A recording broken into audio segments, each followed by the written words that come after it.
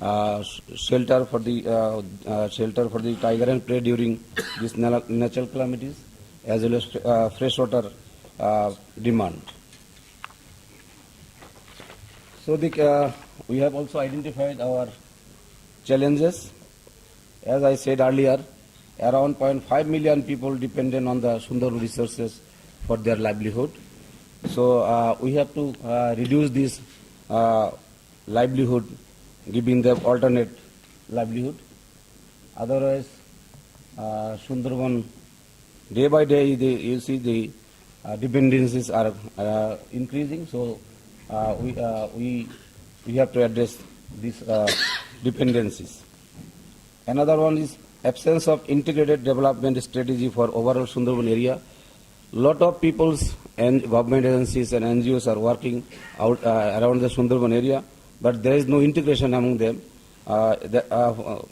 Somebody is working inside, but another development agency also working same works.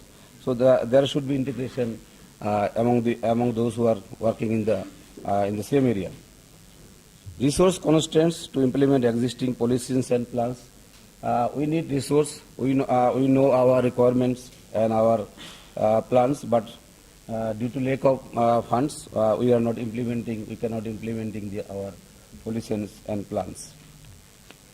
You see, lack of appropriate institutional mechanism to support and local communities, compensation, alternative livelihood, etc. You see, we don't have this mechanism so that we can compensate those people who are injured or killed by the tigers. Even the alternative livelihood for the forest users. Lack of skilled professionals in forest department for conservation, tiger conservation. You see, in our case, forest peoples are managing the Sundarban forest, as well as they are also concerned about the tiger conservation. So we need the special skilled peoples for tiger conservation. For tiger conservation, awareness program should be done in those areas. Little initiatives to involve youth in tiger conservation. We believe that for the awareness program, we have to involve young people so that they can also motivate to the other peoples. You see, as I said earlier, our limitations and constraints. We need long-term programmatic grant support for sustainable habitat development for tiger conservation and mitigation of human-tiger conflict. Second one, we need technical assistance for capacity building of the forest department, as well as tiger and population assessment using proven and nationally acceptable scientific methods. You see, we had been carried out our last population survey 6 years back. So we need tiger and population survey, population assessment survey right now, so that we can prepare our management plan for the tiger conservation accordingly. Finally, I would like to request all the participants and honorable delegates. You see the 7 wonders voting is now going on. Sundarban is only the tiger-range country, tiger-range place there where the Sundarban was in now. You see the 28 listed. So I request all the participants present here to vote for the Sundarbans. So the Sundarban will come under the new 7 wonders. Thank you. So we have identified 3 priorities for Bhutan, and one of which is securing habitat. So securing Bhutan's tiger habitat against fragmentation through strong policy and management. And some of the activities for achieving that are to generate baseline estimates for tiger and prey in the protected areas and government reserve forest. Ensure all smart infrastructure that comply to environmental impact assessment. recruit additional staff and develop capacity for the park and wildlife management staff. Mitigate human-wildlife conflict, specifically looking at tiger-human conflict, and we have a human-wildlife conflict strategy in place, and there will be implementation of that. And of course, involve local communities and national and international conservation advocates in tiger conservation. And the next one is transboundary. Establish a transboundary ecological and administrative linkage to maintain tiger metapopulation in Manas complex as well as Tursa complex. So if you look at the south, there's no pointer, but I guess a lot of the tiger biologists would be familiar to Manas, where it is in the south of Bhutan, and that connects to Indian Manas. So that's Manas here, if you look at Bhutan, and that's a key tiger habitat for Bhutan, and this is Jigmesinge, it connects across all to Bhutan. But here we have Indian Manas, and then there's a corridor that goes to Phipsu Wildlife Sanctuary, and that complex we want to manage on a complementary basis with our Indian counterparts.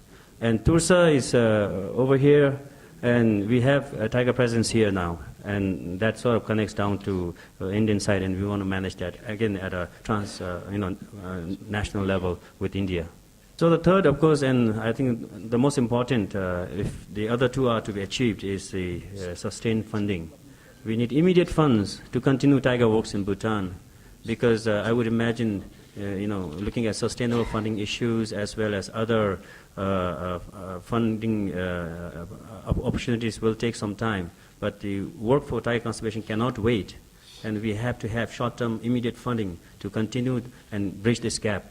So role of international communities, I think, is very clear to all of us. For Bhutan, we look at three: to provide financial support, facilitate technology transfer, and if possible, lobby the governments in terms of conservation and trade control. This question was a little bit tricky, but so I just wrote it. How will you manage the challenges in strategy development and implementation? So one is financial, seeking sustained short and mid-term funding from donors, possibility of creation for trust fund for tiger conservation. And the next is institutional, strengthen and empower the current Nature Conservation Division so that it has a direct administrative authority over the National Parks and Wildlife Service staff management. And of course, we always need political and stakeholder engagement and support.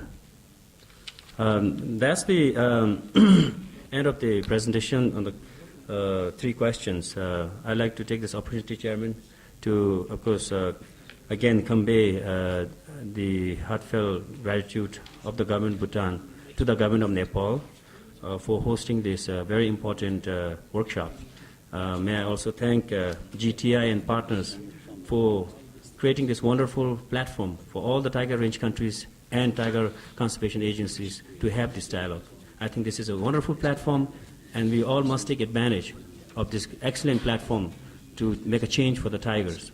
In this connection, I would like to call upon all the range countries and our partners to work very hard, putting our differences aside, coming forward, coming together to work for the tigers. If there is one thing, one silver lining to the crisis the tigers are facing today, it is us in this room. We can either make it or break it. And we must take this message back to our countries and multiply the message among the conservation agencies, the well-wishers, the empathizers, to take tiger conservation as an immediate threat and work on it without any delay. We cannot wait. There is no time for us to wait. Thank you very much, Mr. Chairman.